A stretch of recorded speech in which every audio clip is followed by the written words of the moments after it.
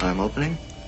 We have an eye, sort of a nostril, 2 teeth. One of the teeth has a small cavity. Close call, folks, but I think we got here just in time. Presented by Maria Menounos and Kevin Undergaro. This is Anatomy of a Movie. In-depth discussions and breakdowns of various movie titles. And now that you've seen the movie, let the dissection begin. It's coming in. It's fine. It is coming in. It's coming in. It's coming in hot. Welcome, ladies and gentlemen. Sync this music in, because it is coming. Godzilla here on Anatomy of a Movie. Which Godzilla? 2014. Godzilla. There's been a lot. It's been a lot. 60-year anniversary Godzilla. Yeah. And nobody has mentioned that it's like his 60th birthday this year. Yeah, and he didn't look a day over 40 yet. No, He really did. No cake, no balloons. 60s He ate and it. 30. He just didn't see Although it happen. he did look like he had some cake. Oh, yeah, Yeah. He was the fat Godzilla. Yeah. And we have Dimitri Panos, Hello, movie fans. Roxy Stryer, Hello. John Comerford, Hey, everybody. and in the booth we have Marissa Serafini, Hello. and I am Phil Svitek. Very excited to talk Godzilla. I love this music. I love this movie. It was a lot of fun. But I love just the premise, you know, as I did more and more research, I love the premise of Godzilla as a reaction to post-war Japanese culture. Mm-hmm. In terms of, like, all these things, you know, come from, it all deals with nuclear war. Yep. And as a byproduct of that and what that fully means. So I thought that, you know, that was really interesting, and to see the evolution, you know, how that's still kind of relevant today in some sort of evolutionary form. And, you know, this is the movie that we get. Yeah, when current events affect films in a larger way, in a more abstract way, as opposed to movies that are based absolutely on that event, it's interesting to see what form they can take. Yeah. I mean, for me, I've watched Godzilla. I can't say that I'm like the number one fan, but I've come to know enough about Godzilla, and I've watched Godzilla enough times.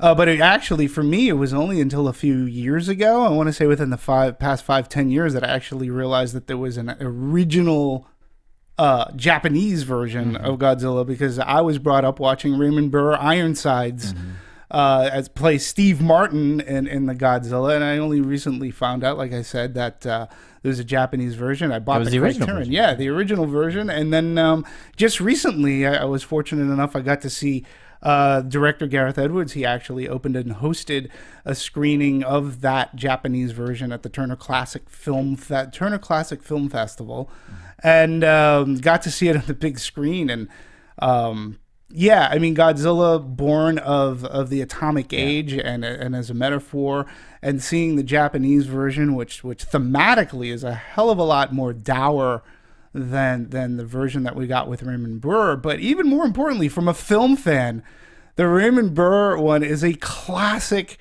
I mean, if I were a film teacher, I would say this is a classic example of great editing, because, you know, when one of his metamorphoses, Godzilla's metamorphosis, is, you got to remember at the time that it was. So 1954 Japanese Godzilla. And it was about like 55, 56, an American producer had seen it and go, wow, it was the craze of the monster movie in the States. Mm-hmm. He's like, oh, we got to get this monster over here. And he worked out this deal with Toho, but they're not going to watch we're not going to watch a subtitled movie. Yeah. There was no American stars in it. At the time, Raymond Burr was an up-and-coming big star people could recognize.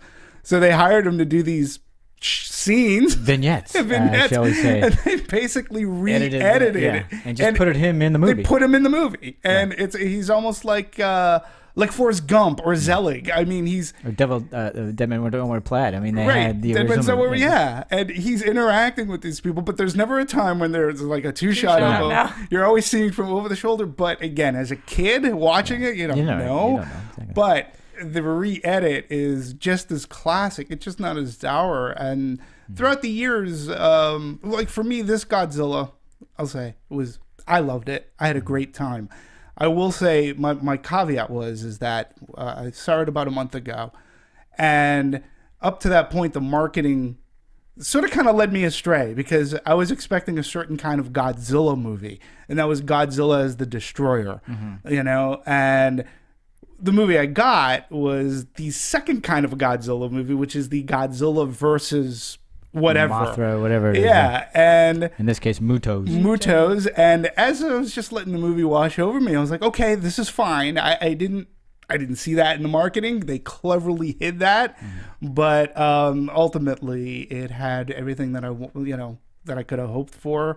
It was a good, fun summer movie. Good blockbuster way for me to kick off the summer.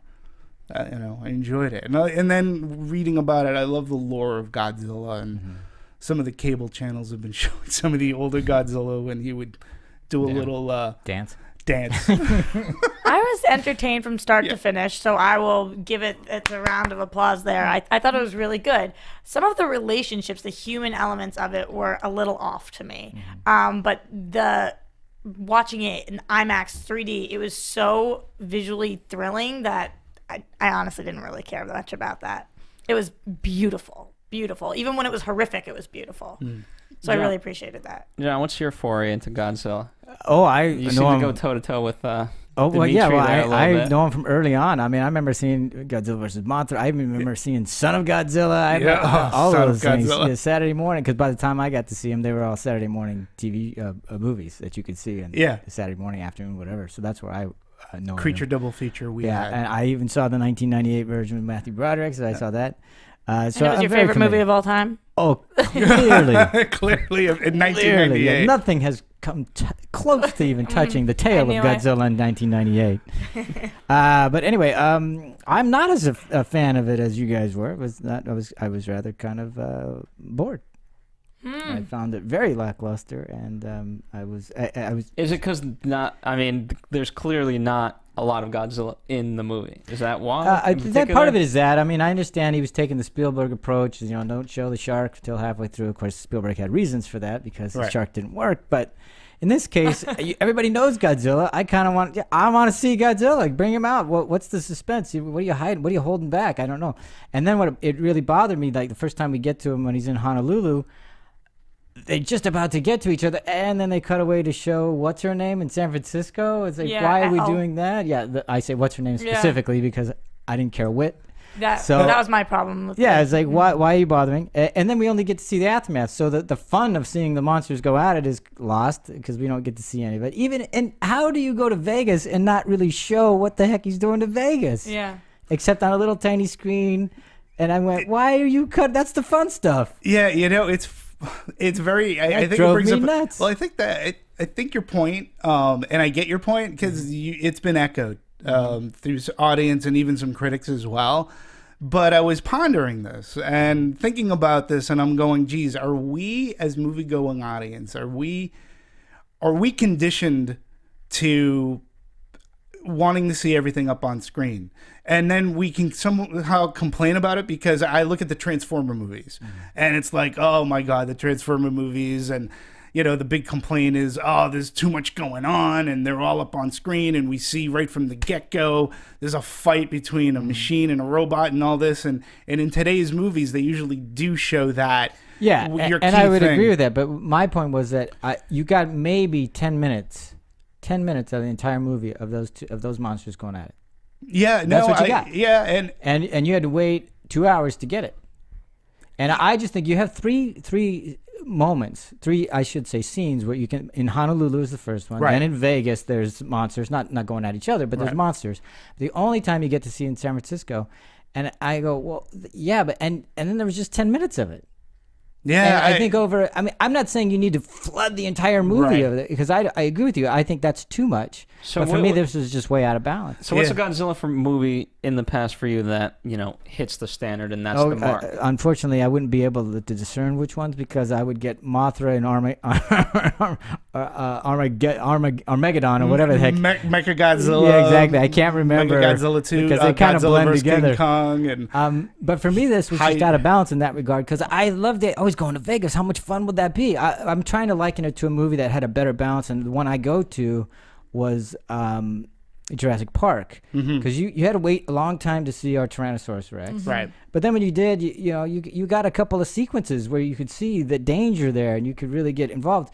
And this one, it just waited way too long to get to that. Yeah. But what was the benefit if we had seen them fighting more? You just would have been more entertained, or first of all, it's okay. Since I just brought Jurassic Park, the first time you get to see the Tyrannosaurus Rex when they're out there, I don't know if you recall, and they see you get the water in the cup, vibrating and stuff, and then you get to see him, and they get the chase scene with the car, and he actually eats the lawyer on. Right. So that's a fun sequence. Now it's not a huge long sequence, but it's about 20 minutes. Yeah, but you really get to feel like I'm there with the kids, and the Tyrannosaurus Rex is about ready to eat me. Yeah. And I think that's hugely beneficial for the end sequence. So you needed to be sucked in more and feel like you were there. And the other thing is it's a monster movie. I want to see those monsters, and all of a sudden, the only way I got to see them. I mean, granted, Godzilla's not there in Vegas, but it would have been fun to.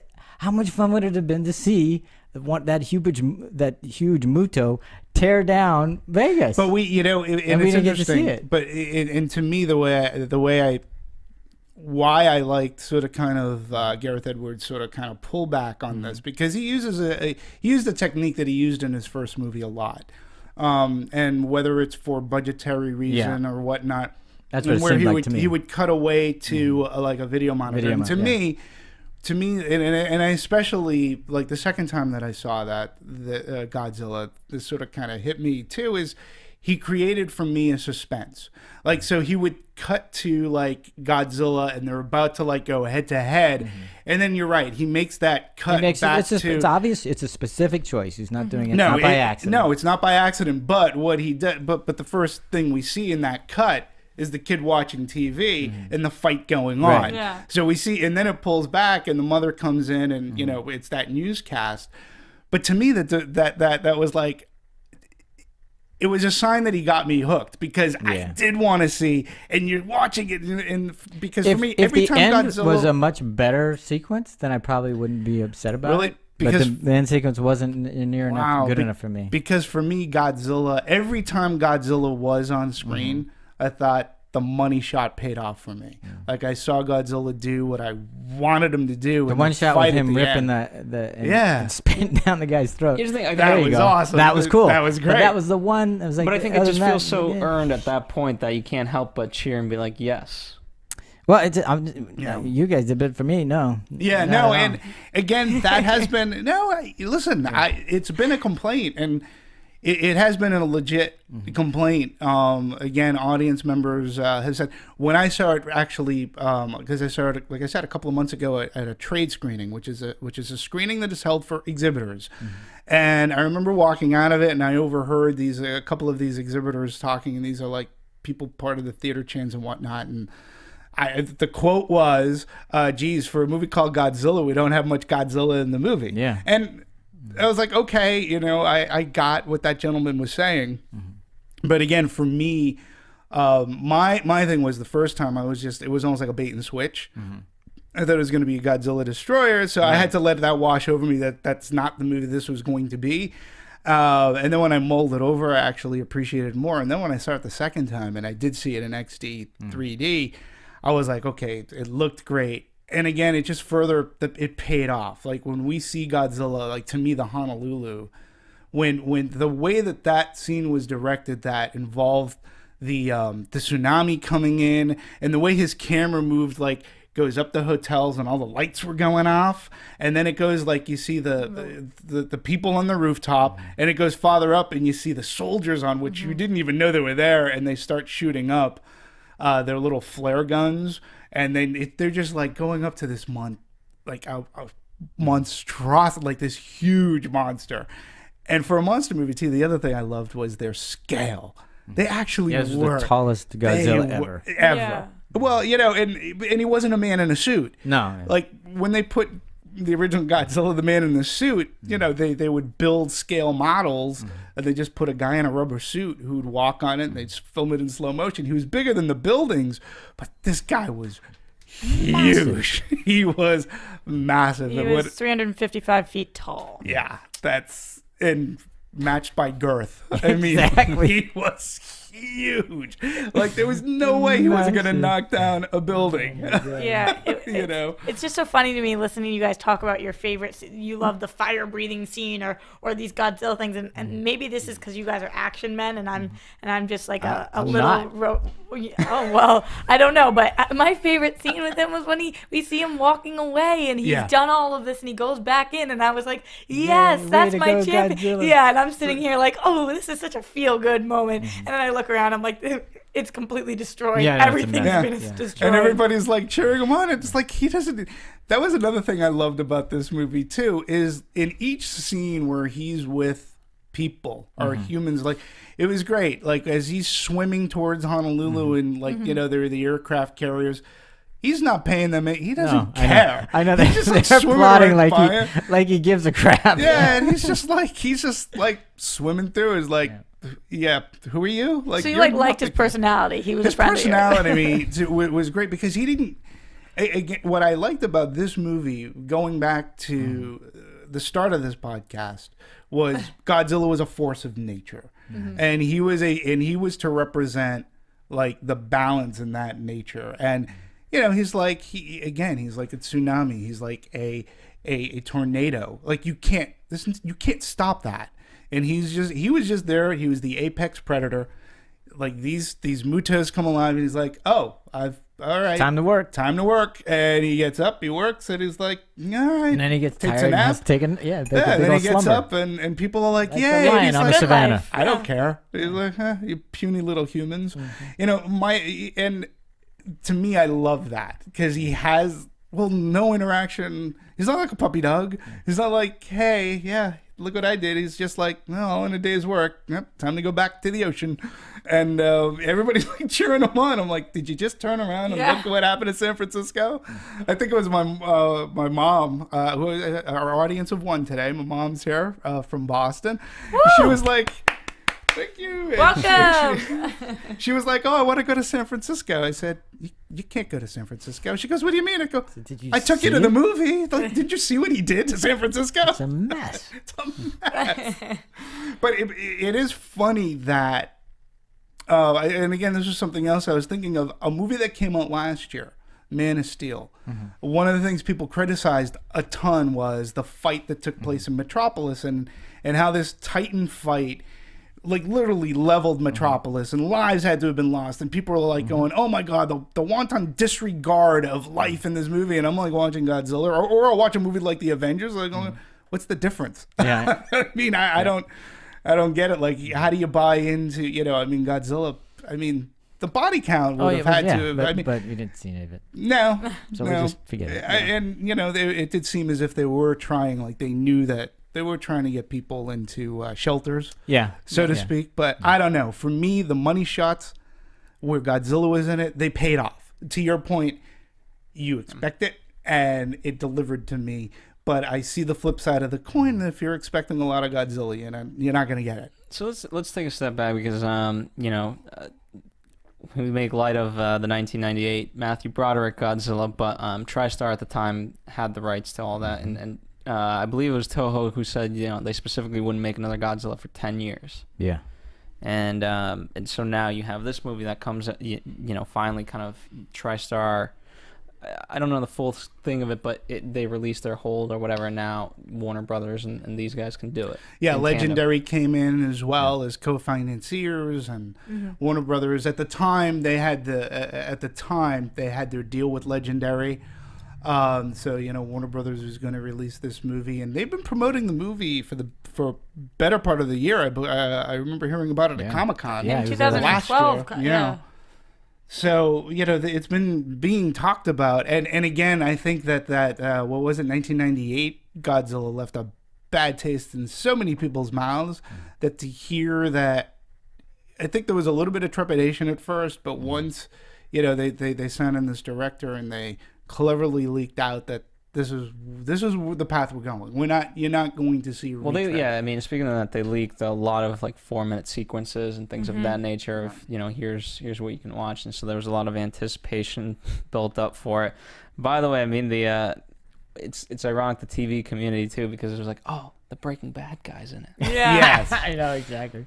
So I mean, That Breaking Bad guy. like literally, I don't know how many fans goodness. that accounts for, but it's like I gotta go see the Breaking Bad guy. And then he was in 5 minutes of the Exactly, movie. yeah. No, he wasn't. He was. I know. I was just in was. the I was first 15. sad He was because in I about love half- Bryan yeah. Cranston, and then Yeah. all of us. Even I swear to God, to the moment he's being on the helicopter, he's being hooked up to IVs, like saying his last words. I'm like, he'll be fine. He's fine. He'll make it. No, He's here's a Breaking And then- Bad guy. and They're then- not gonna he's kill him. fine. Can't kill him. We got another hour here. He's Yeah. okay. And then dead. And I was like, oh, Yeah. are they tricking us? Is he coming back? real fast about Bryan Cranston, because I don't want to get too far off subject, but I think he set a really good tone. I mean, for the first 30 minutes, he basically, you could buy into the fact that this is you're like, wait, why was his name the first name? Because he could have been the star. Right.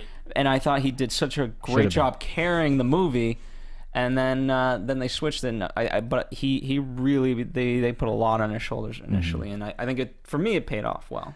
Yeah, I agree with you. It didn't for me because once he was gone, it lost a lot of its weight that I would have liked to remain. Because then you're left with the other stuff, and the other stuff wasn't as interesting to me. I was so invested in him that once he was gone, I was like, well, It felt like a void. my leading man just left me, and now I don't really know who to follow because I wasn't fully on board with his son and his son's wife. I just wasn't fully on their team. So I'm with you that I could have used him to last longer. Maybe die in the end, maybe not. Yeah, I mean, to me, it was a very. I mean, when it happened, it was a little bit Janet Leigh Psycho, kind of like, wow, I can't believe they're killing him off. And again, I'm gonna point this towards the marketing. The marketing set him up that we're gonna follow this character because he had great lines. He's like, it's gonna send you back to the Stone Age, or that wasn't a typhoon, that wasn't an earthquake, and he goes, and it's coming. And the great thing about marketing, you think he's talking about Godzilla, he's talking about but it something. wasn't. It didn't end up being Godzilla. So again, it was that little bait and switch thing that we get from the marketing that we didn't realize that we're going to be following Aaron Johnson's character, or who plays his son, Ford. And what I sort of kind of appreciated is at least you got to see it was the passing of the torch in a sense, because the son's going and he's like, oh, geez, Dad, come on, get over it. But the son gets to see that his father wasn't the crazy scientist that a lot of people had painted him to be. And, yes, did you lose a little gravitas by losing Bryan Cranston? You did. But I liked how Ford picked up where he went off, and at least knowing that his dad wasn't a nut job. That's one of the reasons why I had a challenge with it, because the whole reason why Bryan Cranston goes crazy, well, not the whole reason, but a big reason, is because he's the one that told his wife to go down there. That's the reason why she died. So you have that motivation for him being so obsessive about what happened.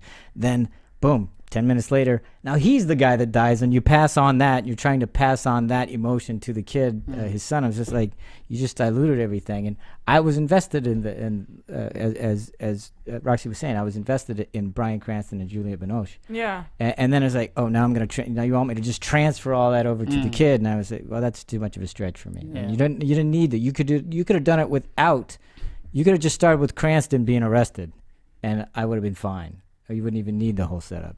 Well, I like the setup only because it did set up that something was wrong. And because aside from him being, I'm trying to think how you just put it, aside from him losing his wife, it was like he was the early warning guy. Yeah. I mean, he saw this coming, like that whole sequence in his house when he's on the phone. He's like, listen, I understand, but there are tremors. And these tremors, they started off in the Philippines. He goes, how come I'm the only one who's concerned about this? He goes, I'm talking about a nuclear power plant here. He goes, we got to be monitoring this and whatever. And yes, he was the person that also sent his wife down. But he was the early warning guy. He was the guy that said, hey, the sky's about to fall. You guys aren't listening to me. He goes, I could try to, you got to listen to me and shut everything down. But it was too late. Right. In the scene that we see his wife actually die, which I thought was a great scene, the last word she says, which I suppose we're foreshadowing, is something about Ford. Take care of Ford. Take care of Ford. So I don't know. I thought that was going to lead to Ford teaming up with his dad. I thought so, too. Absolutely. I didn't think he was going to be the enemy of the movie. I didn't think he was never going to get on his dad's page, but I needed them Whatever as a it duo. takes, I think is the word she said. Yeah, whatever it takes. So I needed them as a pair, which we never got to see because the dad was dead by the time the son was fully on that team, which was upsetting because it was like this can never be reconciled because now he's gone. So it just left like a pit in my stomach that wasn't filled with the rest of the movie. Yeah. And it's interesting, too, that, the Breaking Bad fans must have thought, oh, he's going into a Godzilla movie? Or what? How's that going to... But, I remember hearing him about a month ago on Howard Stern, and they brought up Godzilla, and he couldn't talk much about the movie, but he was like, I'm actually... I'm proud of what the director did, and he gave props to the director. He goes, I'm glad to be in it. But again, he didn't suggest that he was dying within the first 20 minutes to a half hour of the film. Yeah, it would kind of be a big spoiler, I think. Yeah, but he's had kind things to say, and which is good. But I think Aaron Johnson's character was, his thing was trying to get back home, and something else would sort of veer him off the path. And but that whole storyline about whatever it takes, and that's what his dad says, his wife says to him, and that's what the dad says to the son, and it doesn't really. That thread gets lost like crazy, and that whole connection between family kind of gets lost because then there's the kid he sees on the subway, or the tramway, and that's supposed to. It just we keep following these kids, like the person on the tram who lost his parents, and then when we've got the big tsunami coming, there's this little blonde girl that we follow for a few minutes, and I kept thinking, what is the significance of all these children? Is there a bigger message here? To let it remind us of what's at stake. Yeah, I suppose that's what it was. It missed the mark for me, and this movie was a little long for me. So I felt like we could have easily cut some of those parts. Because for me, if they had done a little bit more work on the family thing, on those storylines, that would have been fine. Because but I just think it was out of balance because they didn't do enough work on those to make them work. So if you're not really going to make them work, just get rid of them. Yeah, and have it be just the monster movie. Absolutely. When finally, Elle is home with Sam, the little boy, and then she sends him on this bus, and I'm thinking, what are you doing? Why are you sending your son? I didn't feel like that's the right parenting move. I was like, go with your kid. And I'll go and find you. And it's funny that you say that because The Impossible, which is based on a true story, that's exactly what happens. Like a parent takes, here, I want you to go on this bus with a bunch of strangers to take care of you. I didn't find it unrealistic. I just didn't. I just didn't want it. Yeah, I was like, wow, what parent would do that? And this is supposed to be based on so it didn't bother me seeing it in Godzilla that she was trying to get her son off to safety, and it was with somebody that she actually knew. Right, but your son's going to be an orphan. You're sending your son away because you think that you guys are going to blow up. That's different than trying to find. Right. I just was like, it didn't work for me either. You're caring more about your husband and being with him than you are about your son, which is supposed to be the ultimate in this movie, the way they've set it up. And I believe that your son's also lost his grandfather. So, so he doesn't know that yet. She doesn't know. She knows that. No, I think he called. He said, he called and he said, left a message saying he's gone. Well, the kid doesn't know that. I don't know. But the wife, the mother knows. That's what I'm saying. The mother knows. Like the kids. Fair enough. It just didn't work for me. He has literally nobody if you stay here. That's my point. It's like, I don't think that would be. Not the move. As a parent, it's just not the move. But I guess it's better to do that than to keep him. No, get your kid out of harm's way. It's not like you couldn't find your husband after that. Yeah. Or not, and still have your kid. Exactly. Well, parenting aside. but I'm sorry. But let me be here. specific. The reason why that doesn't work for me is it doesn't. You're trying to make this storyline play about family and what's important and those things, and it doesn't work. And I'm going, didn't anybody question that? Didn't anybody have a better way to handle that or fix that? Because for me, it didn't play out at all. Maybe it didn't bother you, but it didn't bother me. But I don't think it actually created what it wanted to. Right. It didn't. Why? There's a difference between it didn't bother me or no, that really worked. Yeah. And I don't think it worked. Yeah, if it's not going to work, get rid of it. It should be we stick together, or But I'm with you.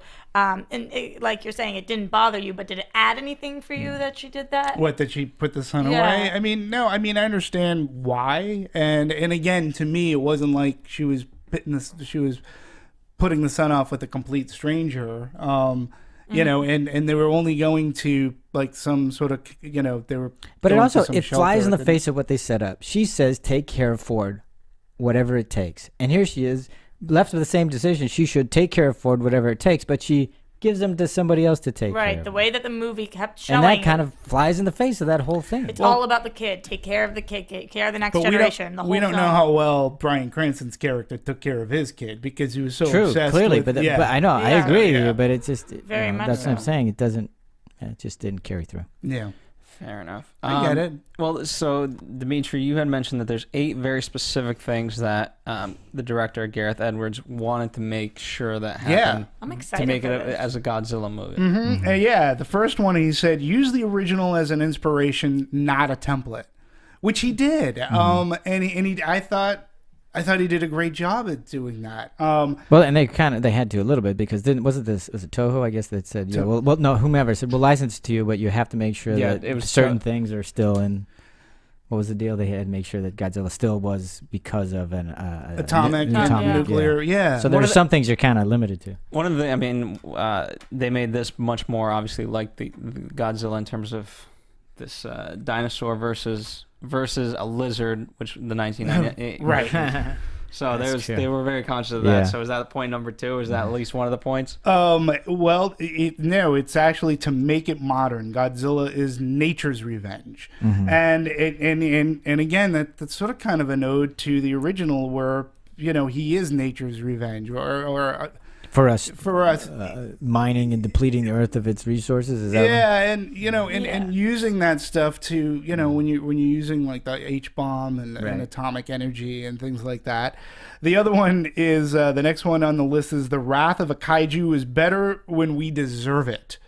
And I get that too. And because the wrath of Godzilla in the original Japanese version, he's a metaphor. He is a walking fire-breathing H-bomb that just goes into Tokyo. This is your karmic. This is what you get. Yeah. Like, when you're going to play around with these things, you're going to awaken something, and it's going to come and haunt you.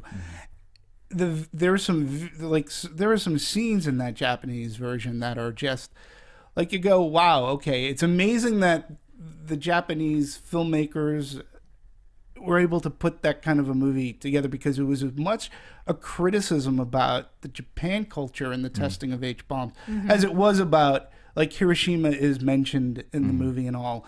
So it's sort of kind of amazing that they allowed the film to be made at all. His next one is also add more kaiju. So again, like, you know, for me, kaiju came up from last year's Pacific Rim. I had really never not been familiar with the term before, but add more monsters. Now, he did that. I think, and again, just going back to an earlier point, I didn't realize that there were going to be 2. I didn't realize it was going to be a fight, Godzilla. But, you know, and Breaking Bad star who took some convincing.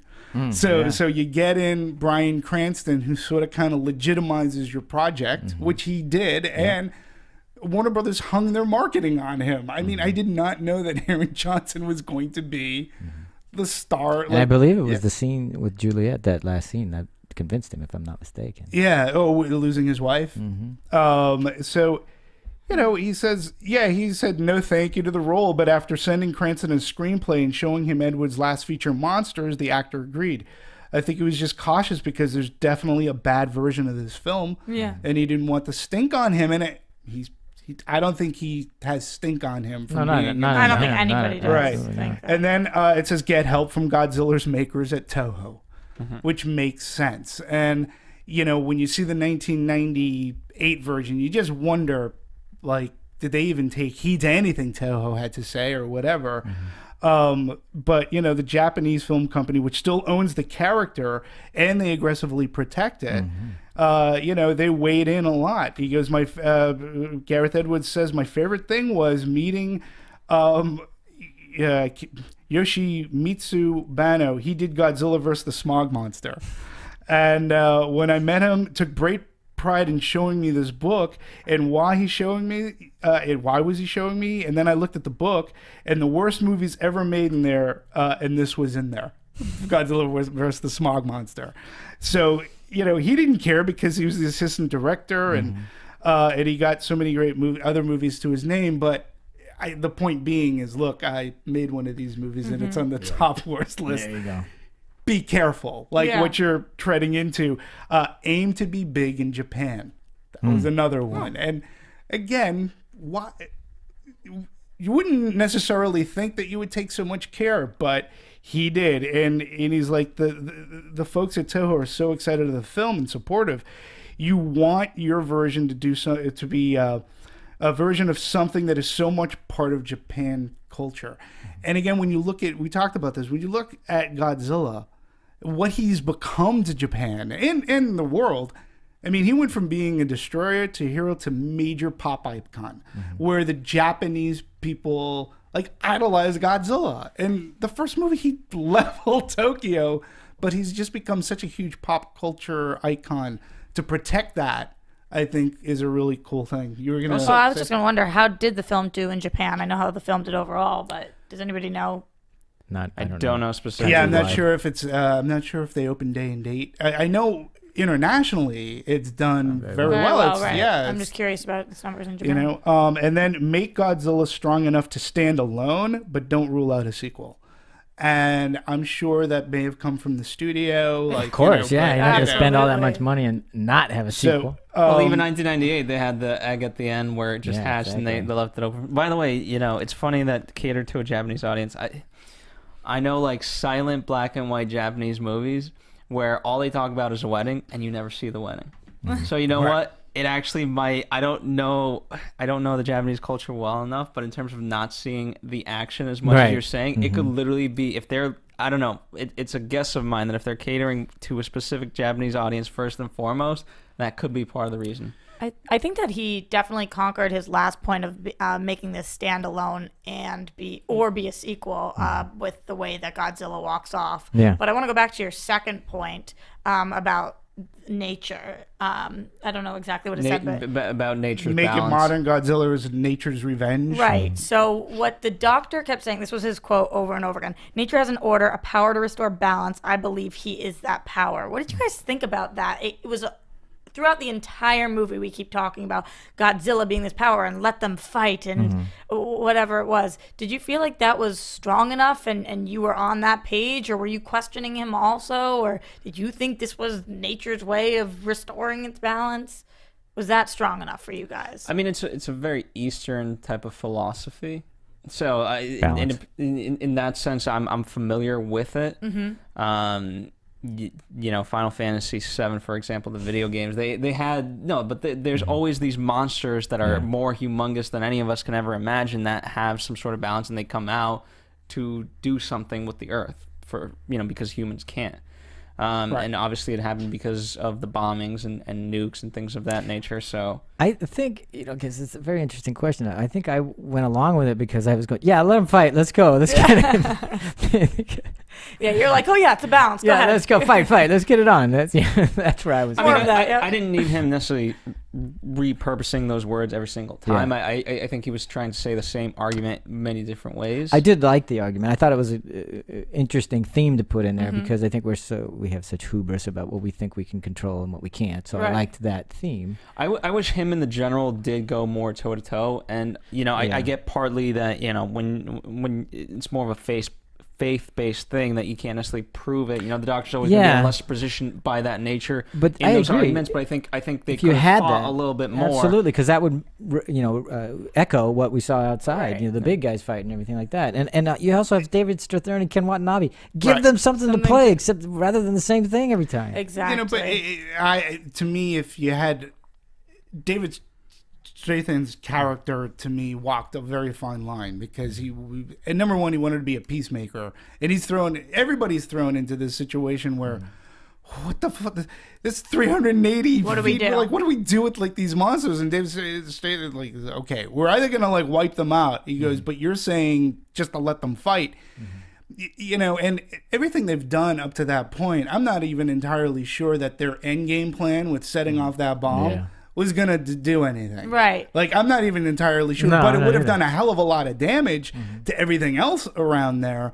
So to me, it sort of kind of strengthens Watanabe's character, who's Dr. Tozawa, who, that name right there is a throwback to the original Godzilla, because there was a Dr. Tozawa in the original Godzilla. He was the gentleman that invented the oxygen destroyer, and he was the guy, self-sacrifice, who went into the ocean and set it open and killed Godzilla.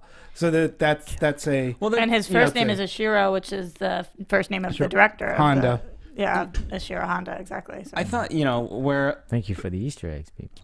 the 1998 version of Godzilla, although not as what I liked about Matthew Broderick's character is that he used the knowledge that he had to his advantage. And I think although, again, Ken's character, the Doctor, wasn't in a high position, I think by the end he could have gained some of this knowledge and could have been like, okay, here's, you've tried your nuclear bomb on the train, Nobody greatest got idea I've ever heard, and that failed. Brilliant. Nobody had any really good ideas or used, because even our lead, Ford, he's the bomb expert. He doesn't have to defuse the bomb. He just takes it away. Right. So even that, I was like, why are you setting all this up and never paying it off? Exactly. So I agree with you completely. Because you would love those nuggets, and they weren't there. The reason I posed this question to you guys about the nature thing is because I thought this was one of the most intriguing parts of the entire film. I didn't know the answer. I wanted them to debate this. Do we take action, or is not acting enough of an action? They'll do it themselves.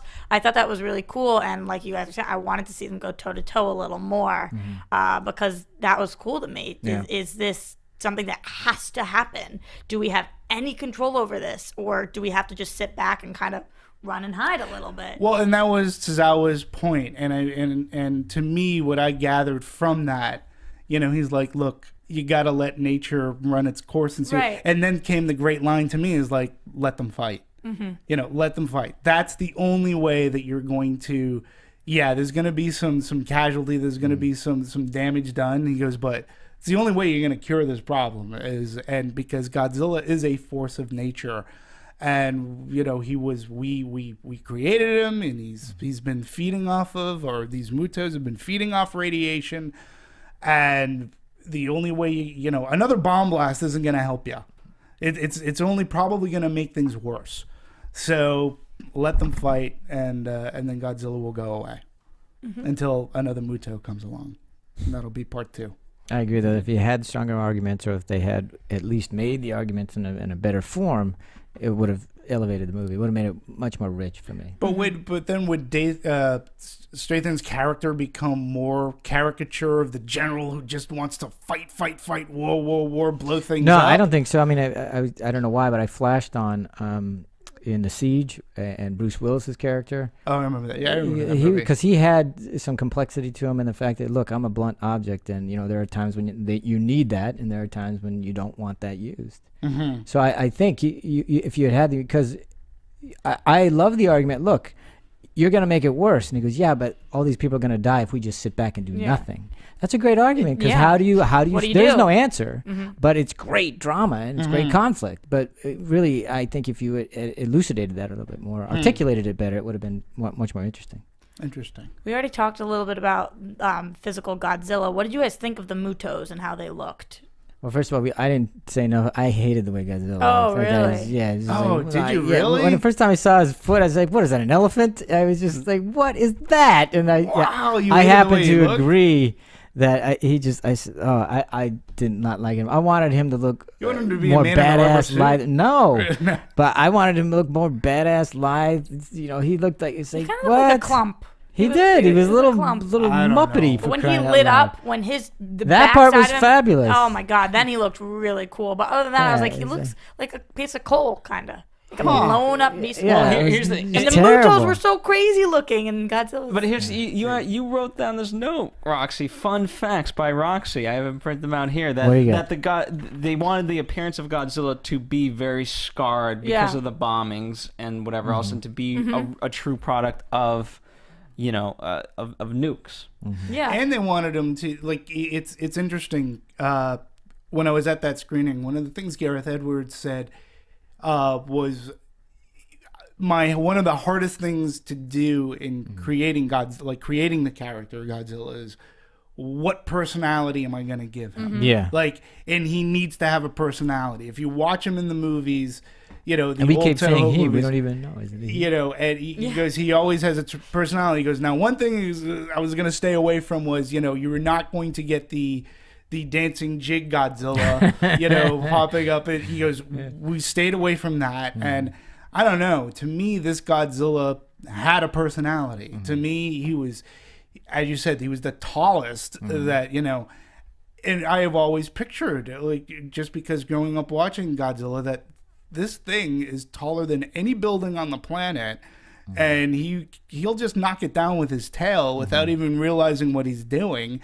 And to me, they captured that. I thought it was awesome. I didn't find it to have much of a personality at all. Really? Yeah, I would have much rather, I just wanted to see him thinking, almost like, and again, I'm only using it because it's demonstrable. In Jurassic Park, you can see the velociraptors thinking, figuring things out, how to trap them and how to... That would have worked well with the doctor because I know he was watching he was watching him from the boat. Yeah, and it would have been interesting to see, because here he is, he's the tip of the food chain, and I wanted to see him figuring out how to get.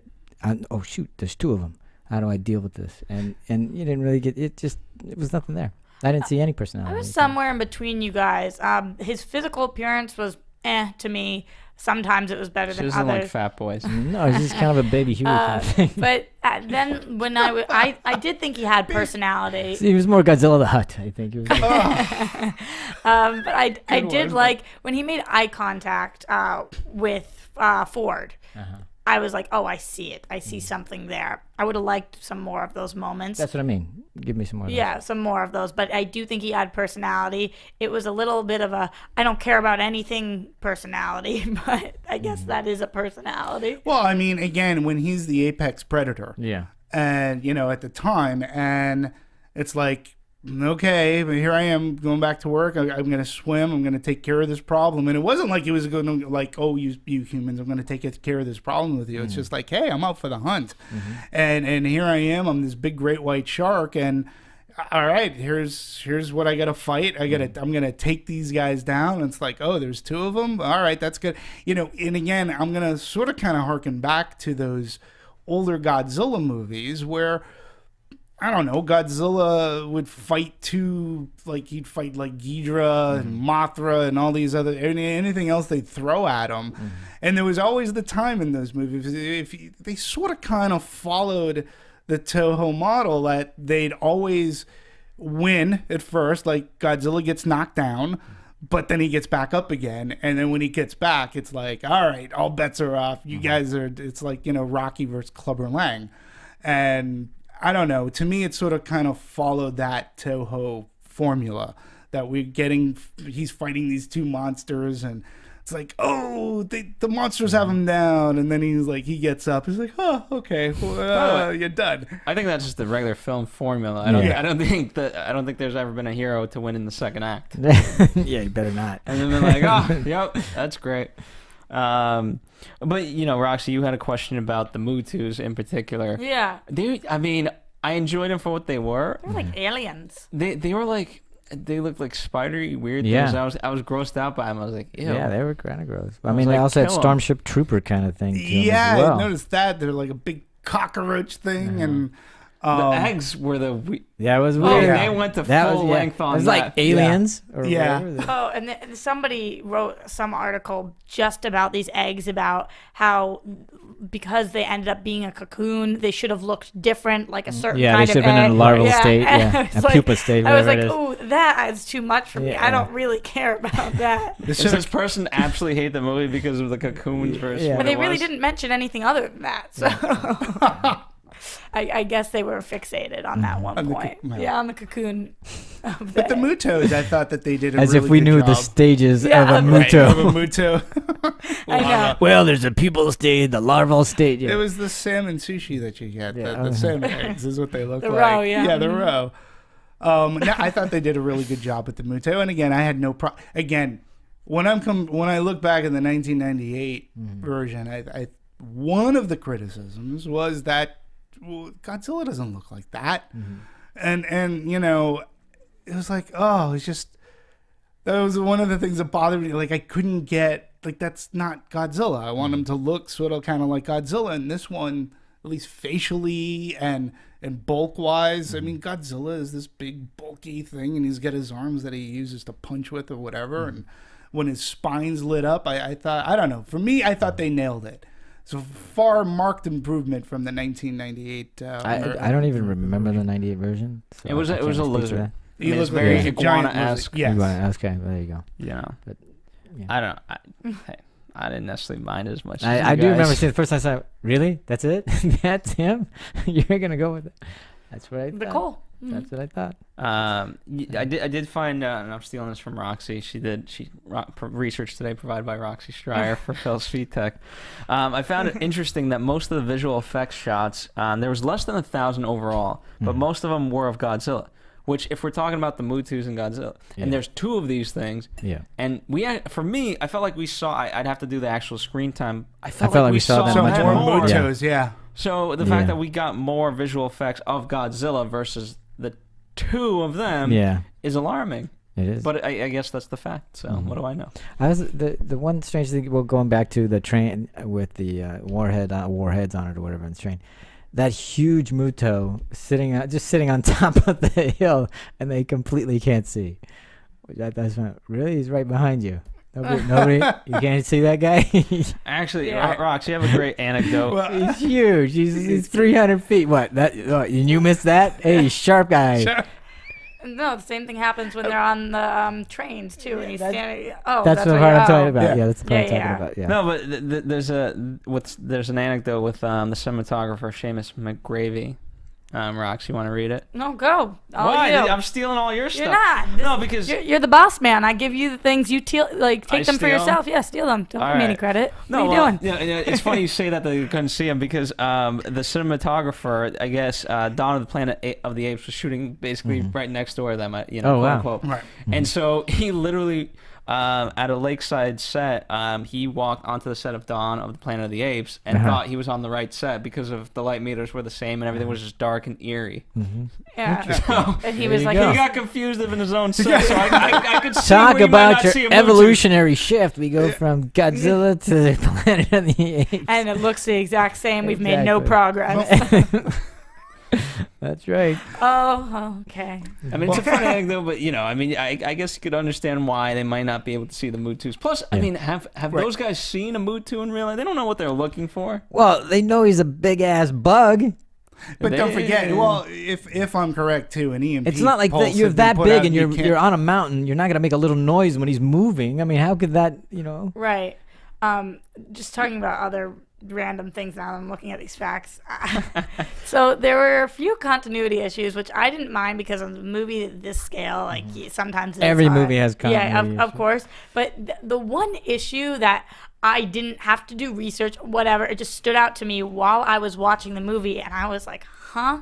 Is that scene where they're sitting in the car? It's about the birthday, and they say, "Oh, we made you a birthday banner sign," and then later on says, "It's your birthday," and he's like, "It's my birthday," and I'm like, "She just told you he made you a birthday banner, and you just acknowledged it. And then 2 minutes later, you say, "It's my birthday," and you're shocked. What scene were you just in? I don't know. It was the weirdest thing. I don't think he was really shocked. I think it was like, it's my birthday. No, but like, I had the same feeling. I went, what? You didn't catch that? Yeah, I thought it was so weird. It was very odd to me, and I thought, sometimes movies get to a certain point and then very close to the end, somebody's like, "Ooh, that's a glaring issue." Yeah. How did nobody say this is an issue? Like that, to me, that was a clear-cut rookie issue. What is that? It was just so bizarre. I don't know. The other issue I didn't believe that he was truly shocked that it was his birthday. I think that that's not the thing that she's. I don't think it's the shock that she's talking about. It's that he acknowledged he acknowledged it was a birthday earlier, and it wasn't.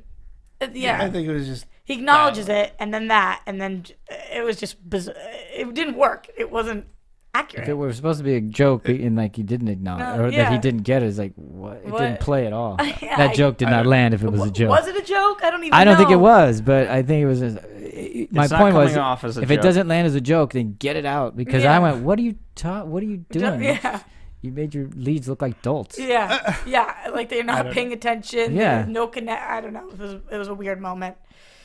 That was all. That was the only of all the other. There were some things people were annoyed about the fact that when Godzilla swam under the bridge, he didn't hit any of the boats, but then when he stands up, the water hits him at knee level, so the water would have been tall enough. That kind of stuff doesn't bother me.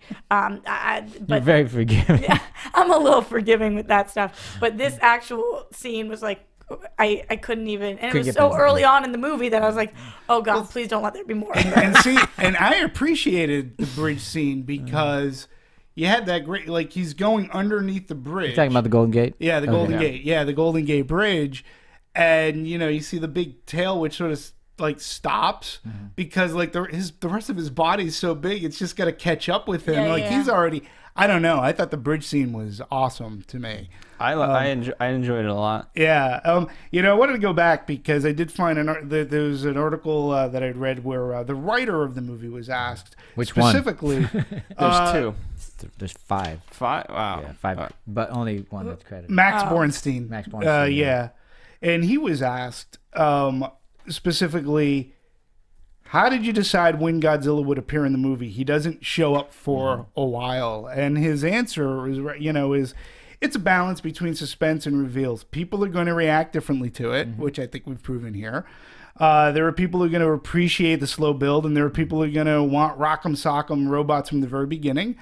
It's a matter of taste and a matter of choice. He goes, it's done less these days because CGI has allowed us to show whatever we want when we want, which was going back to what earlier, like, are we just conditioned because we're able to see a lot of stuff up front? Just kind of side note, but, sort of in particular, now with so many of the Lord of the Rings movies and now the Hobbit movies, and Viggo Mortensen actually came out and said, that he disliked making the second and third of the Lord of the Rings because it had so much CGI and like he couldn't grasp any of it, and there was no real connection there, no real tissue. Easy.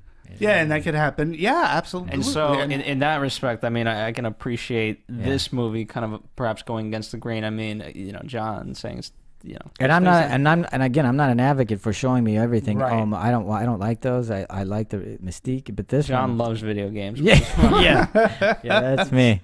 Especially the first person one. But just going on, he's like, there's no longer the necessity of withholding, but necessity is the mother of invention. There was something great about the suspense that was built up when you didn't see Jaws in the full until the end of the movie. There are all these creative, interesting things you can do without showing him. But by doing so, the movie becomes incredibly suspenseful. And perhaps it's a reason why Jaws 2 becomes a lot less interesting. Now, for those of us, like you had brought it up, there was a reason why the shark wasn't seen a lot in Jaws, especially at the beginning. And it's because he wasn't working. So we had happy accidents. And we should do a Jaws thing because I think it's very interesting. But his point is, now today we do have all the tools where we can show you everything, and I only go back because here's the suspense worked because we thought there was only one monster up until we got to that plant, and it was like, what? Wait, is that Godzilla? That's a spidery, weird Godzilla. Yeah. Ew. And it's like, two spidery weirds. And so and I'd love to know if people thought that was actually Godzilla. Oh, when it first came out? Yeah, and at the power plant in the Philippines? Yeah, no, absolutely. that Because was in Japan. You guys know this is my first. This is my first the first Godzilla monster film. Crawled out from the Philippines. Oh, I beg your pardon. Yeah. But then it hatched. Sorry, Roxy, I'll let you speak. No, that's fine. It hatched in Janjiro. It escaped. Right. And what? Yeah. But you were talking about when it came out in Janjiro, right? As a spider thing. Yeah. With the seismic readings, I mean, there was no indication other than that, to kind of say like, oh, hey, there's multiple of these things. Yeah. The thing you're about to see is not in fact Godzilla. So I would love to know a statistic of. Well, I'm about to speak on that a little bit because you guys know.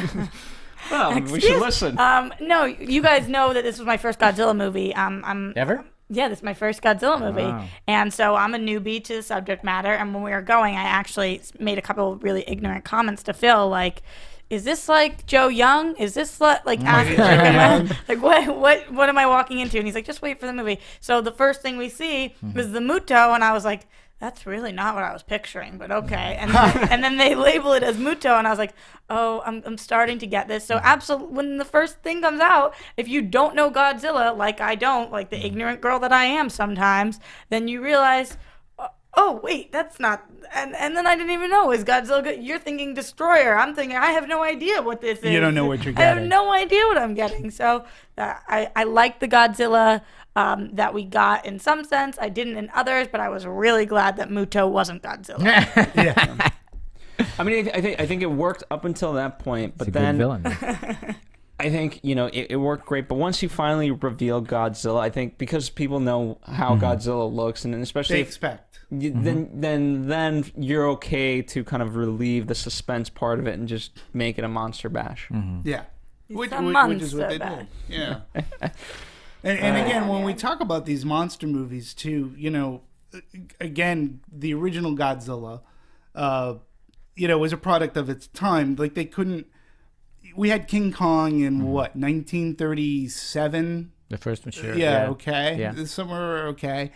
And Ray Harryhausen had worked on that. He was one of the special effects guys. It was done with stop motion animation, and even to today, I think that King Kong looks great. I appreciate the artistry that went into making him come to life. But when it came in 1954 or 53, when they were filming this Godzilla, they didn't want to take the painstaking time to do the stop motion. and they didn't have the time nor the budget to do it. So the easiest thing that they could do is hire modelers, build a model, and they actually built a rubber suit, and they said, you get in there, and and they filmed that. And again, though, I appreciate the cleverness of that.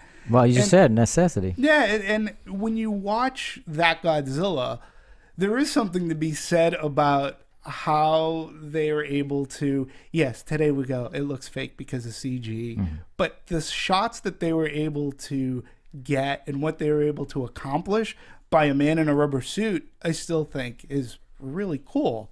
So, and today they used motion capture, which is yet another version of a man in a rubber suit. It's a digital one. Yeah. Absolutely. And just going a little further, that now we have so many different things, and that we have this 3D thing, which is a whole new, and I only saw it in 3D. I know, Phil, you saw it in 3D and not in 3D. Is that correct? Yes. What were the different experiences like? I Same don't know if here. you guys, I you did did. it also. I want to know from you guys, was one so blew it out of the water? I mean, I enjoyed the 3D part of it. For this, I don't think every movie should be 3D, but for this one in particular, I actually did enjoy it in 3D. I think it added a little bit, especially because they were so specific with their shots, especially early on. Remember Ford looking out into the plant, as everyone's kind of evacuating. So they tied the two together, and in 3D, it just managed to look all the more connected. And then you had the great moment, obviously, with Bryan Cranston and his wife, where she's there and he's there, and there's that depth. If you add depth to that, it's like you're trying to reach out to her, but you can't. And then obviously with Godzilla, it was good to see. Yeah, I saw it in both formats as well, and for me, I think when we talk about technology, I think we're at a great time with 3D. I think 3D is finally living up to its potential. I think it took a while, and I think people were trying to rush it. And then thank God for people like a James Cameron, who really took the time to massage the technology and use it to how it should be done. And we're now at this really cool time when I think they're being more selective to the movies that they're going to put out in 3D. So we're not getting like a big barrage of them. They're taking their time and doing in the like, this wasn't filmed in 3D, so I like how they take their time in converting it to 3D. And I think the past couple of 3D movies that I've seen, like Captain America, Winter Soldier, I thought looked amazing in 3D. And to me, it's all about the spectacle of film. You don't need it. I don't need to see like a Schindler's List in the 3D or Saving Private Ryan. No. But for certain movies, like a good spectacle popcorn movie, I've been recently I've been loving it. And I know the industry has been taking sort of kind of a hit. I've talked to some exhibitors, and some of them are like, oh, good God, people aren't paying the extra dollars because they were burned before. And I understand the psyche. I mean, when you see a crappy they overpromised and underdelivered in the beginning. That perfectly said. and they rushed it. And when you get a Clash of the Titans conversion, where floating heads and it's too dark. But some of this, I will say too, is the onus of the exhibitor. I mean, you have to show 3D. What's the first thing when you're watching a 3D movie? They say put on your glasses. Those glasses are dark. Okay. Some of the problem and some of the complaint has been because it's too dark on the screen. Well, they're not amping up the lumens on the light bulb because it's supposed to be brighter. It's got to be a brighter throw. Theaters are starting to get into that now. Right. So when it looks fantastic, I think we're in a great age, and I think Godzilla really utilized it well because that was a dark movie. And like I said, I'll go to when they're shooting the flares up, or when they're doing the wing expansion. The wing expansion from the plane. Yeah. That looked amazing when they're jumping from the plane with those wingsuits. Yeah. Because it's a perfect marriage of cinematography and sound. Yeah. Because you have the great music that we open this episode with, and the theater shakes you a little bit. Yeah. It shakes you, and then you just cut, and it's just. Yeah. Yeah, I really seeing it in 3D while they're laying on the bridge and we have the aerial view and things going under. It was so freaking fabulous that I loved it. John, what did you see it in? How did you? I'm sure it was 1D. You only watch it with one eye open? You were sleeping? I didn't have the glasses on, so it was the 2D. Okay, got it. Maybe if you had done 3D, it would have been a different experience. It might have been, but I doubt but it. maybe not. 3D doesn't. Yeah. I mean, despite the shortcomings that we're talking about, what I'm noticing at the very least is that they put a lot of care into the things that they want to. They put a lot of care into. There's another fun fact from Roxy that they got U.S. Navy involved in this. Yeah. And so, could this movie have been done without that? I think absolutely. But I'm not gonna. It just shows the level of care that they're willing to put into this to try to, make it the best product that they could. The most realistic Godzilla they can make kind of movie. Yeah. So, that's what I can take out of it, if nothing else. They definitely gave a damn. Like I really think they tried. Well, I think it was very important for a lot of people involved. I think it was important for Warner Brothers, right? Because they were stuck with the stigma of the 1998 ones, and we have to make a really good show. It wasn't even their fault. No, it wasn't. No, it was TriStar, right? Yeah. And then by hiring Gareth Edwards, who at the time had made nothing. He made one movie called Monsters. He made this movie, Monsters, that got some attention. That's surprising that they would turn over 180 million or whatever 160. it is. But when you think about it today, again, when you think about how studios are choosing directors to hand over a bunch of money to, a lot of these people, it's like we instead of paying Sam Raimi a bazillion dollars to do another Spider-Man movie, we can get this guy that did 500 Days of Summer and pay him, we can give him paddle balls. We can pay him less. And you see what a director can do, and if they have the chops. And again, after watching Monsters, and I had seen Monsters before watching Godzilla, I was like, oh, okay, it makes somebody finally, it wasn't just based on economics. There was an executive who watched Monsters and said, this guy has a feel, he could make a monster movie, which Godzilla is basically. And he could probably do it within budget, and he has a style to himself and some sort of, he's got a panache. And I could see as watching it, because he uses a lot of his technique, again, cutting away from the action and then going to a video monitor. He's not showing us the gory detail, so to speak. And I understand that made you upset, but to me, I sort of kind of appreciated the pull away, because it made me want more. Yeah, it had the exact opposite. It had the exact opposite. I just understand. went, right, you just set me up, and so now I don't care. Now I'm bored. I get it. And but you're blowing it for me. Here's the, I'm still surprised in the regard, because if it's one movie, right, you can't judge against other work, and so if this is his technique and things like that, first off, it might have been an experimentation of hey, let's try it. It's my first movie. Try anything. Give it a shot. Right. And you'd have to get a lot of references too, and I don't know if this was the fact that I'm not knocking. I'm just kind of saying it as an example of, you want to make sure, because here's the thing: if someone makes a good movie, actor, director, whoever, you got to know that there's tons of other people that could take the burden if something's not going right to make it right. And so it could have been the editor to make sure that it went right. It could have been the cinematographers, the actors, everyone. It's a group effort, yeah, of course. And so you don't know if this movie's brilliant just because of him, right? You also take especially the heat if it's of it, one movie. Yeah. And again, I liked his.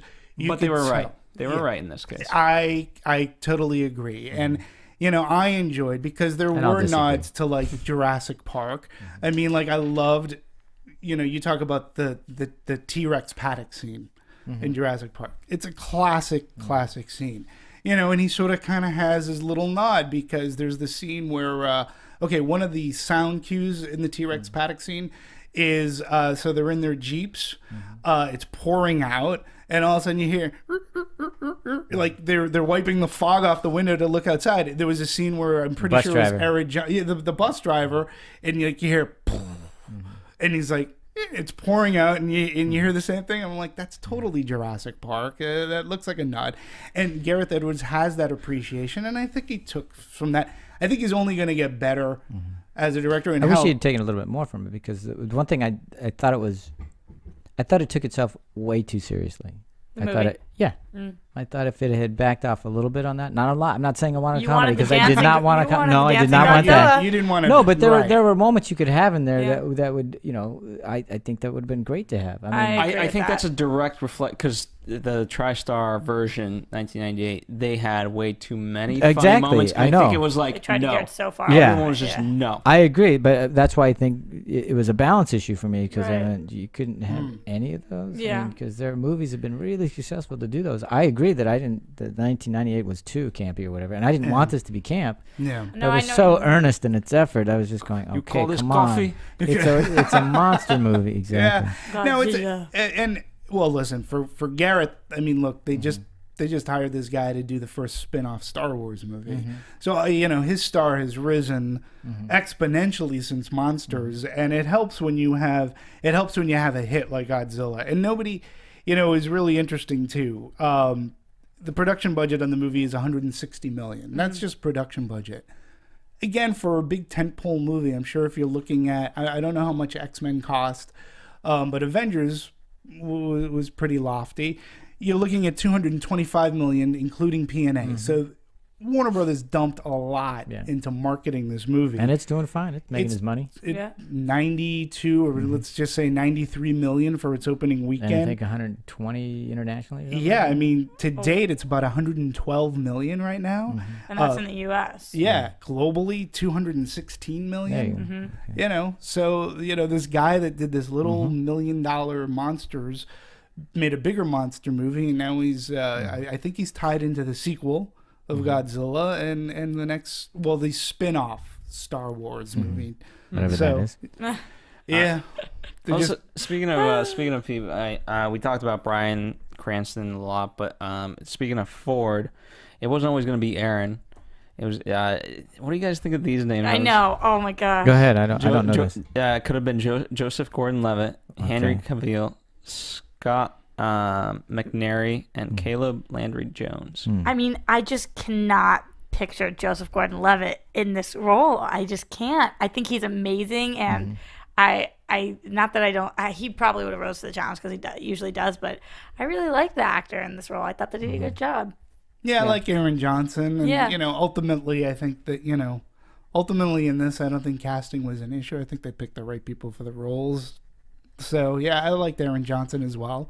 Yep. Again, the first time it was just sort of a surprise that he was going to be the lead. Yeah. By default. And it's funny though when you break down, thinking about it. If I'm correct, if anybody can think back with me, the opening scene of the movie, the first character we are introduced to is Aaron Johnson. Well, the little boy. Right? Isn't he coming out from his room? And we hear Bryan Cranston in the background on the phone, but we see the little boy coming out, and he's get the... Yeah. And so if you go by that trope, okay, then he is the lead. We're going to be following him. And it's the actor from that movie who starts growing leaves on his arms and legs. Timothy Green. Timothy, yeah. Timothy, yeah. I know that, yeah. Okay. Speaking of one of the first things we see, I mean, what did you guys think of? Thank you. What did you guys think of the Odd Life of Timothy opening Green. title sequence? I mean, it was a little bit fast for me because I couldn't. I was trying to read the credits as well as the images. I couldn't pay any attention to either, so then I just tried to choose what I was watching to. But thank God I saw it twice. It was sensory overload. Yeah, it was all that. Fast. Yeah, very fast, very fast. And as far as Easter eggs that we talked about, there was one when Bryan Cranston's name is listed in the credits. There's a reference to Walter Malcolm arguing about government men in white lab coats keeping dirty secrets. This is what Cranston's character does in the movie, but his name on the screen is Joe Ford. I've searched for this reference, but only keep coming back to Cranston's two most famous roles on Breaking Bad, where he played Walter White and Malcolm in the Middle. So, yep. Nice. So, but things happen so fast. They mentioned the Bikini Islands, and there's a redacted credit that makes me laugh. When costume designer Sharon Davis is listed, the redacted credit claim, "Are these animals real? Can we prove they even exist, or are they merely men in rubber suits with with tricksters?" Yeah. So like all these things are getting all the like, redaction. cut Although, out. did you buy the whole idea that all that testing we did wasn't testing? It was us trying to kill them. Yeah, I don't know. Was there a way to I explain did. it? Yeah, I did. I mean, I don't think. Here's the thing. There's certainly more far-fetched things. When they try to tie into actual events that I've heard of. That this. I could get behind it. It didn't really bother me. It was a didn't bit of a bother me. stretch, but I was like, all right, whatever. Since we're not really going to deal with it, okay. Well, and it's interesting too because Monarch, that group, there was there is a graphic novel that's a prequel that's written by Max Bornstein, and it goes through the history of Monarch, and it talks about them. It's Dr. Tozawa's father who founds Monarch, and they find Godzilla, and the whole thing with the watch, the pocket watch. In the movie, there was no explanation why he's holding the pocket watch, but it was his dad's. Yeah. It's his That's dad's enough pocket for me. watch, It's his dad's pocket watch. but it's interesting how they bring I up have my dad's Monarch pocket watch.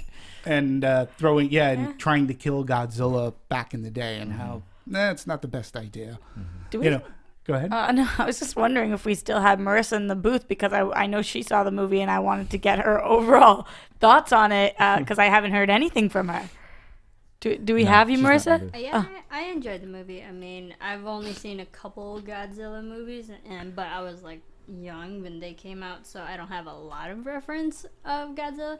But overall, I enjoyed it. It was a big, fun summer popcorn movie. And I think one of my favorite scenes, and I think you guys touched upon it just a little bit, was when all of the men were parachuting out of that aircraft, and we see their perspectives on going from a beautiful sky into darkness, into this warpath area, and I thought that was really well executed. They Yeah, used it lights was and great. lights and darks very well, and they knew red was a very Metaphor about it, yeah. Orange is pretty big too.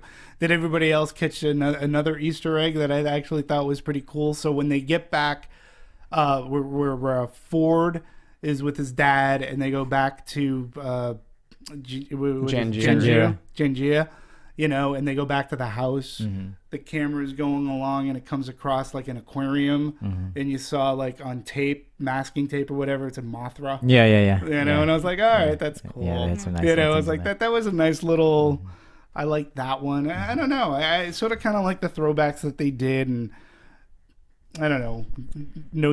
Well, yeah. There's a whole website that's Well, you do know. dedicated You to- don't not know. You said I don't know. You Well, do know. no. I was gonna say, there's a whole thing about Website dedicated to the. to the Easter egg. Connections. Know your nuclear in Godzilla history, and like the Stentz pilots that stayed in the USS Saratoga, a ship with direct lines to nuclear testing triggered by our nation in 1946. Almost 1 year after the bombings in Hiroshima and Nagasaki, the Saratoga participated in the tests, and that's the thing that he's on. And I just find, like, I always love that sort of kind of thing when they It's like your hidden treasures. And, Yeah. and if you pick up on it, it enhances the film for you. I like things like that too. Yeah, so I'll be interested to see when the Blu-ray comes out as well. We haven't yet touched upon the score. sound, yeah, the sound and the score. I mean, it just always feels like something's moving, and you know, up until the San Francisco, everything was the word to describe it was on a collision course. So everything had to kind of just be like that. Which, by the way, and because of how intense the movie was, the one part that I really did enjoy was when you had the firefighters in Vegas break through that penthouse.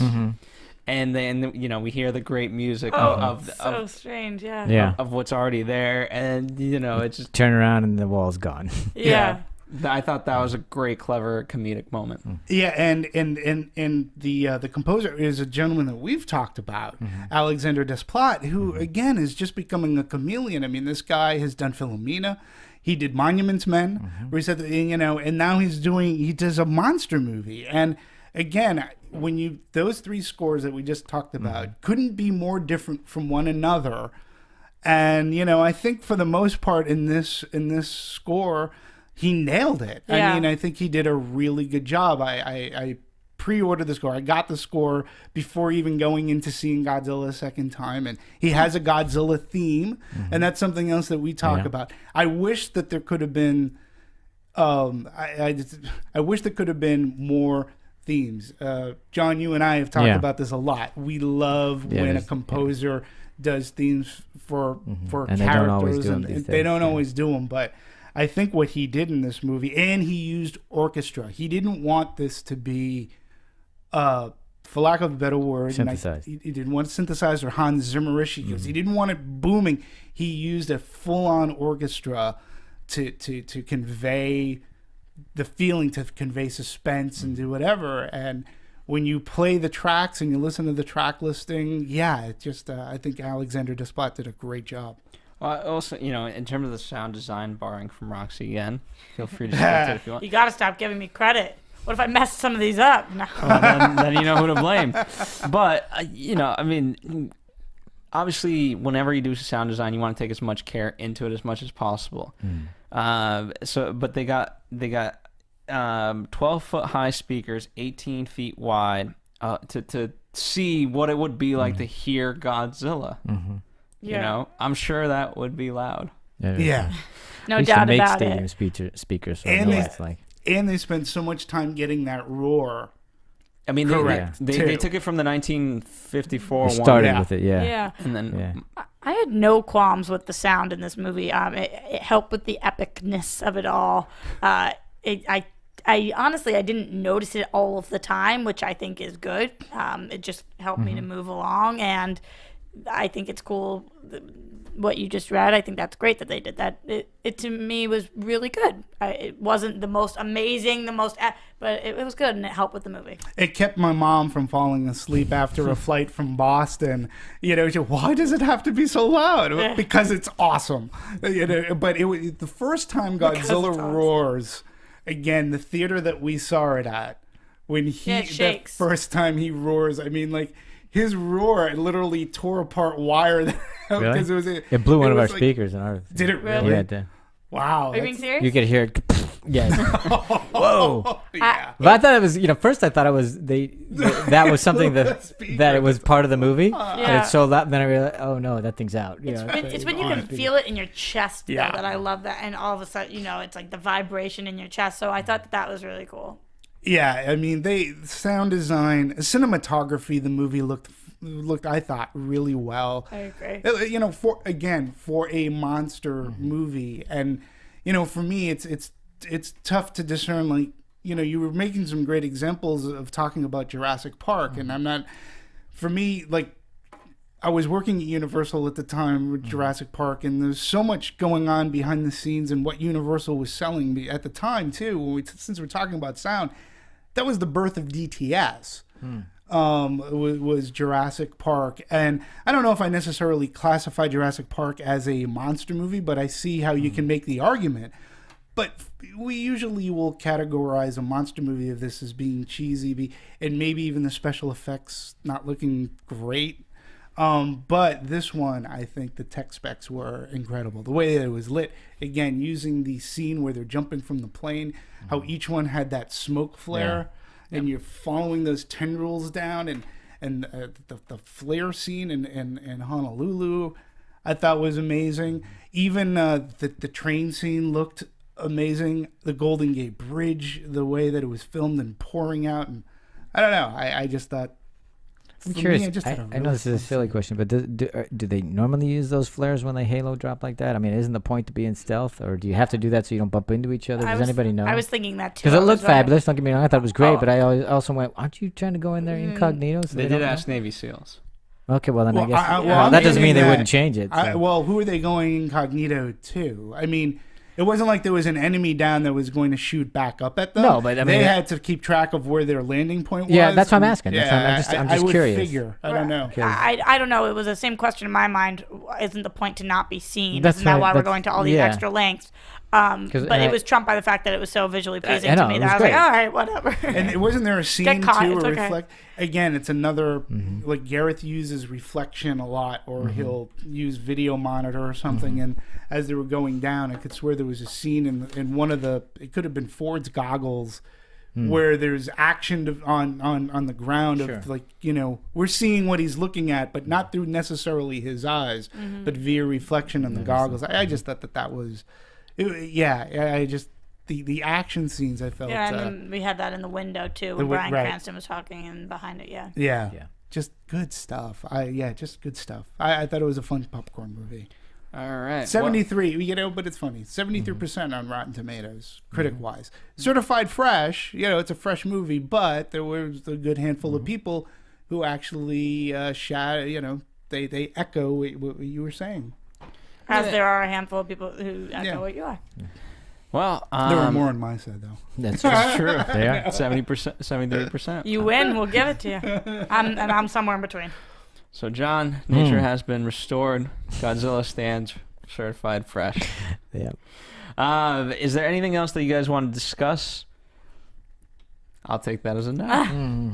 I think we're good. Yeah, All I right. think- Well, of course, there's so many different ways we could talk about the history of Godzilla. We could talk about all the different movies leading up to this.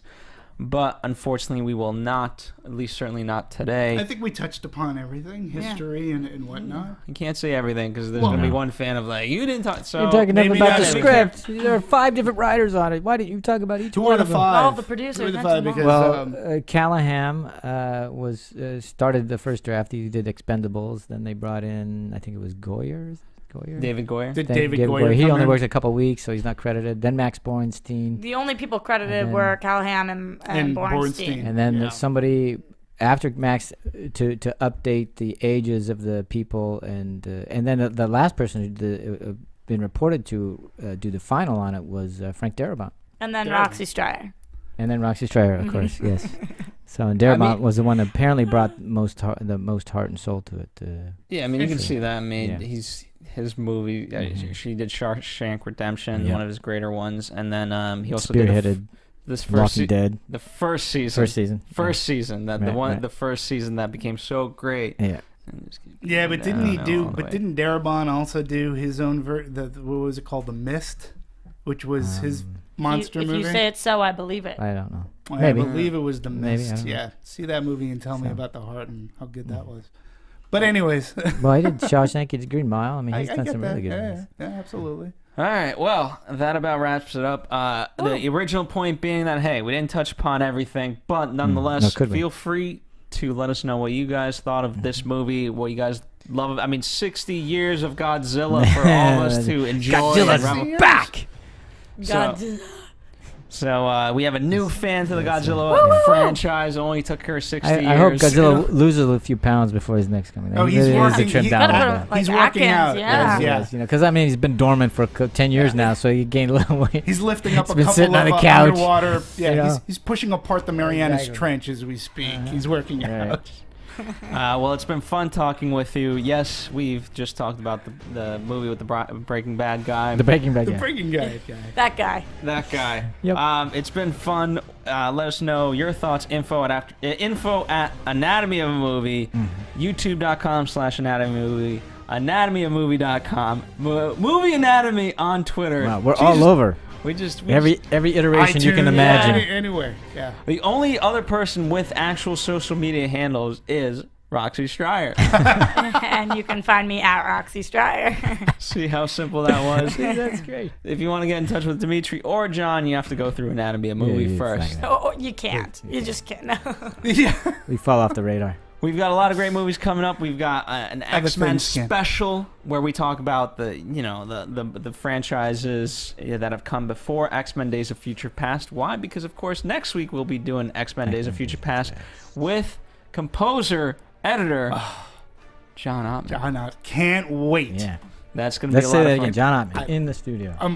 He's an idol. I'm a big fan. Yeah. Can't wait. It's great. And It's you'll gonna guys be getting Sarah Stretton back too. Oh. Who's Can't she wait. again? Wait. No. Who? I don't know. Who? Who? I don't I said, recall. wait, What are you talking can't about? wait. I'm such a big fan. Wait, we're Sarah? talking John Ottman still? No. Sarah? No. All right. Thank Both. you, Fan Marissa of both. Serafini in the booth. By the way, you Thanks, can follow Serafini TV on Twitter as well. And until next time, this has been Anatomy Movie. We would like to thank you, and it's been fun.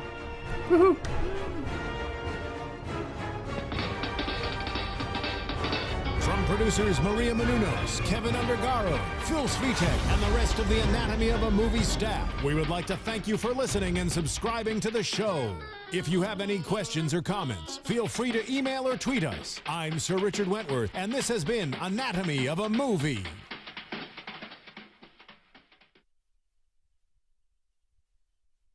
Thanks for watching Anatomy of a Movie on YouTube. For more on your favorite movies, subscribe to our channel here and be sure to let us know what you think in our comment section below here. Bye. Director Gareth Edwards, he actually opened and hosted a screening of that Japanese version at the Turner Classic Film Festival, and got to see it on the big screen. And yeah, I mean, Godzilla, born of the atomic age, and as a metaphor, and seeing the Japanese version, which thematically is a hell of a lot more dour than the version that we got with Raymond Burr. But even more importantly, from a film fan, the Raymond Burr one is a classic. I mean, if I were a film teacher, I would say this is a classic example of great editing, because you know when one of his metamorphoses, Godzilla's metamorphoses, is, you got to remember at the time that it was. So 1954 Japanese Godzilla. And it was about like 55, 56, an American producer had seen it and go, wow, it was the craze of the monster movie in the States. He's like, oh, we got to get this monster over here. And he worked out this deal with Toho, but they're not going to watch we're not going to watch a subtitled movie. There was no American stars in it. At the time, Raymond Burr was an up-and-coming big star people could recognize. So they hired him to do these scenes, vignettes, shall we say, and they basically re-edited it and just put him in the movie. They put him in the movie, and he's almost like Forrest Gump or Zelig. I mean, he's or Dead Men Don't Wear Plaid. I mean, they right. had the Dead Men original. Don't Wear, and he's interacting with these people, but there's never a time when there's like a two-shot of him. No. You're always seeing from over the shoulder. But again, as a kid watching it, you don't know. Exactly. But the re-edit is just as classic. It's just not as dour. And throughout the years, like for me, this Godzilla, I'll say, I loved it. I had a great time. I will say my caveat is that I saw it about a month ago, and up to that point, the marketing sort of kind of led me astray, because I was expecting a certain kind of Godzilla movie, and that was Godzilla as the Destroyer, and the movie I got was the second kind of Godzilla movie, which is the Godzilla versus whatever. Mothra, whatever it is. Yeah, and in this case, Mutos. And as I was just letting the movie wash over me, I was like, okay, this is fine. I didn't see that in the marketing. They cleverly hid that, but ultimately, it had everything that I could have hoped for. It was a good, fun summer movie. Good blockbuster way for me to kick off the summer. I enjoyed it, and then reading about it, I love the lore of Godzilla, and some of the cable channels have been showing some of the older Godzilla when he would do a little dance. I was entertained from start to finish, so I will give it a round of applause there. I thought it was really good. Some of the relationships, the human elements of it, were a little off to me. But the only time you get to see in San Francisco, and I go, well, yeah, but and then there was just 10 minutes of it. Yeah, And I think over. I mean, I'm not saying you need to flood the entire movie of it because I agree with you. I think that's too much. So but for me, this is just way out of balance. So what's a Godzilla movie in the past for you that hits the standard and that's the mark? Unfortunately, I wouldn't be able to discern which ones because I would get Mothra and Armageddon or whatever the heck. Mechagodzilla. Yeah, exactly. I can't remember. Mechagodzilla 2. Because they kind of Godzilla blend versus together. King Kong and but for me, this was just out of balance in that regard because I loved it. Always going to Vegas. How much fun would that be? I'm trying to liken it to a movie that had a better balance, and the one I go to was Jurassic Park because you had to wait a long time to see our Tyrannosaurus Rex, right? But then when you did, you got a couple of sequences where you could see the danger there, and you could really get involved. And this one, it just waited way too long to get to that. Yeah. But what was the benefit if we had seen them fighting more? You just would have been more entertained, or first of all, it's okay. Since I just brought Jurassic Park, the first time you get to see the Tyrannosaurus Rex when they're out there. I don't know if you recall, and they see, you get the water in a cup, vibrating and stuff. And then you get to see him, and they get the chase scene with the car, and he actually eats the lawyer on. Right. So that's a fun sequence. Now it's not a huge long sequence, but it's about 20 minutes. Yeah, but you really get to feel like I'm there with the kids, and the Tyrannosaurus Rex is about ready to eat me. Yeah. And I think that's hugely beneficial for the end sequence. So you needed to be sucked in more and feel like you were there. The other thing is it's a monster movie. I want to see those monsters, and all of a sudden, the only way I got to see them. I mean, granted, Godzilla's not there in Vegas, but it would have been fun. How much fun would it have been to see that huge Muto tear down Vegas? But we and it's we didn't get to interesting. see it. But and to me,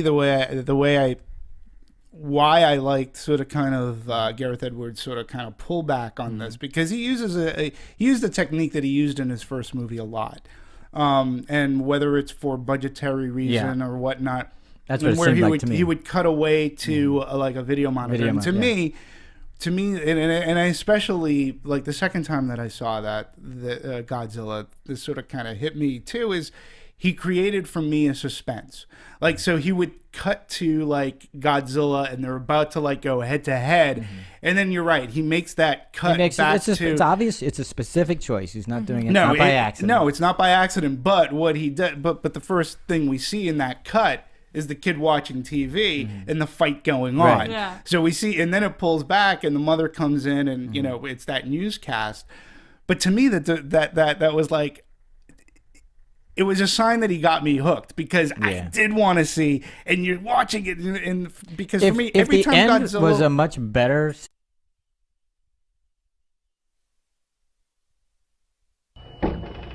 I'm opening. We have an eye, sort of a nostril, 2 teeth. One of the teeth has a small cavity. Close call, folks, but I think we got here just in time. Presented by Maria Menounos and Kevin Undergaro. This is Anatomy of a Movie. In-depth discussions and breakdowns of various movie titles. And now that you've seen the movie, let the dissection begin. It's coming in. It's fine. It is coming in. It's coming in. He's coming in hot. Welcome, ladies and gentlemen. Sink this music in, because it is coming. Godzilla here on Anatomy of Movie. Which Godzilla? 2014. Godzilla. There's been a lot. It's been a lot. 60-year anniversary Godzilla. Yeah. And nobody has mentioned that it's like his 60th birthday this year. Yeah, and he didn't look a day over 40 yet. No, really I did. didn't. No cake, no balloons. 60 He ate it. 30. He just didn't see Although it happen. he did look like he had some cake. Oh, yeah. He was the fat Godzilla. Yeah. And we have Dimitri Panos, Hello, movie fans. Roxy Stryer, Hello. John Comerford, Hey, everybody. and in the booth we have Marissa Serafini, Hello. and I am Phil Svitek. Very excited to talk Godzilla. I love this music. I love this movie. It was a lot of fun. But I love just the premise, as I did more and more research, I love the premise of Godzilla as a reaction to post-war Japanese culture. Mm-hmm. In terms of like all these things, come from, it all deals with nuclear war. Yep. And as a byproduct of that and what that fully means. So I thought that, that was really interesting, and to see the evolution, how that's still kind of relevant today in some sort of evolutionary form. And, this is the movie that we get. Yeah, when current events affect films in a larger way, in a more abstract way, as opposed to movies that are based absolutely on that event, it's interesting to see what form they can take. Yeah. I mean, for me, I've watched Godzilla. I can't say that I'm like the number one fan, but I've come to know enough about Godzilla, and I've watched Godzilla enough times. But it actually, for me, it was only until a few years ago, I want to say within the past 5-10 years, that I actually realized that there was an original Japanese version of Godzilla, because I was brought up watching Raymond Burr Ironsides as play Steve Martin in the Godzilla, and I only recently found out, like I said, that there's a Japanese version. I bought the original version. Yeah, the original version, and then just recently, I was fortunate enough I got to see watching it in IMAX 3D. It was so visually thrilling that I honestly didn't really care much about that. It was beautiful. Even when it was horrific, it was beautiful. So I really appreciated that. Yeah, what's your foray into Godzilla? You seem to go toe to toe with. I know him from early on. I mean, I remember seeing Godzilla versus Mothra. I even remember seeing Son of Godzilla. All those things. Saturday morning, because by the time I got to see them, they were all Saturday morning TV movies that you could see. Saturday morning, afternoon, whatever. So that's where I know Creature double feature. And I even saw the 1998 version with Matthew Broderick. So I saw that. So and it was your favorite movie of all time? Oh, clearly. Clearly, in 1998. Yeah, nothing has come close to even touching the tale of Godzilla in 1998. But anyway, I'm not as a fan of it as you guys were. I was rather kind of bored. I found it very lackluster, and I was. Is it because there's clearly not a lot of Godzilla in the movie? Is that why? That part of it is that. I mean, I understand he was taking the Spielberg approach. Don't show the shark until halfway through. Of course, Spielberg had reasons for that, because the shark didn't work. But in this case, everybody knows Godzilla. I want to see Godzilla. Bring him out. What's the suspense? What are you hiding? What are you holding back? I don't know. And then it really bothered me, like the first time we get to him when he's in Honolulu, they're just about to get to each other, and then they cut away to show what's her name in San Francisco. It's like, why are we doing that? Yeah, I say what's her name specifically because I didn't care a whit.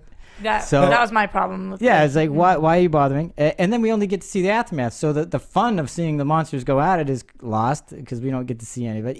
And how do you go to Vegas and not really show what the heck he's doing to Vegas? Yeah. Except on a little tiny screen.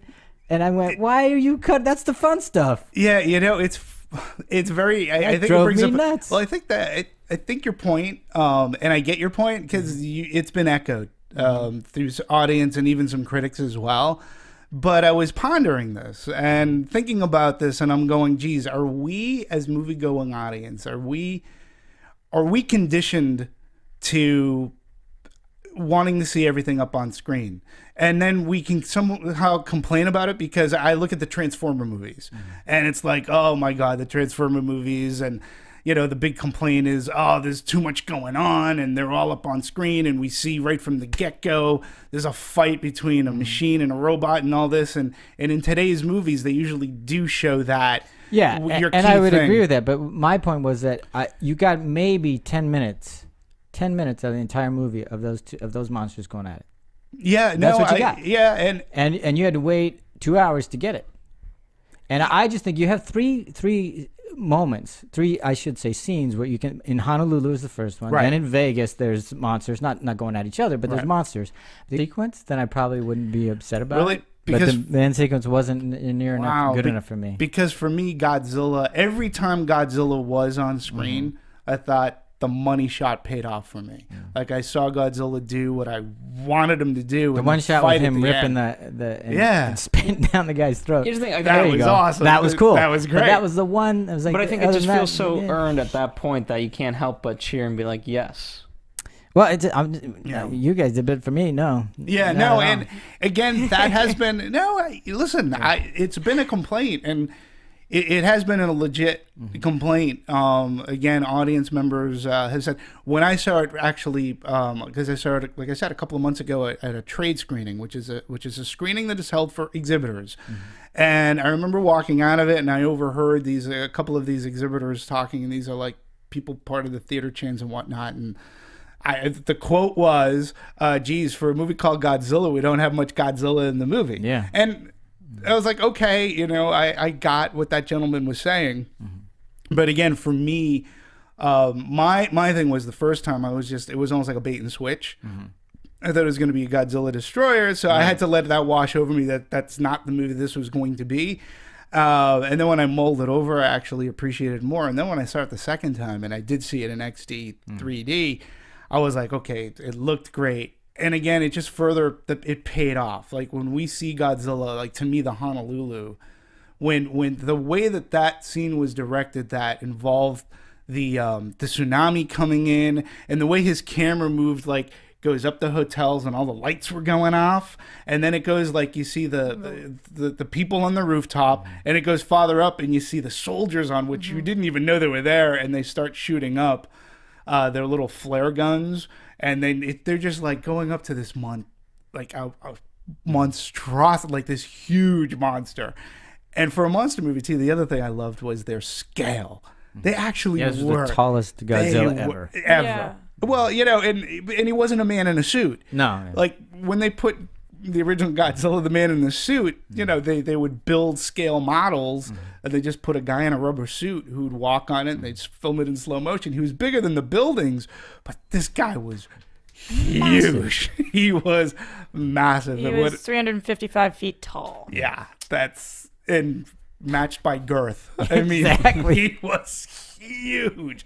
Like there was no way he wasn't going to knock down a building. Yeah, it's just so funny to me listening to you guys talk about your favorites. You love the fire breathing scene or these Godzilla things, and maybe this is because you guys are action men, and I'm just like a little. Oh well, I don't know, but my favorite scene with him was when we see him walking away, and he's done all of this, and he goes back in, and I was like, yes, that's my champion. Godzilla. Yeah, and I'm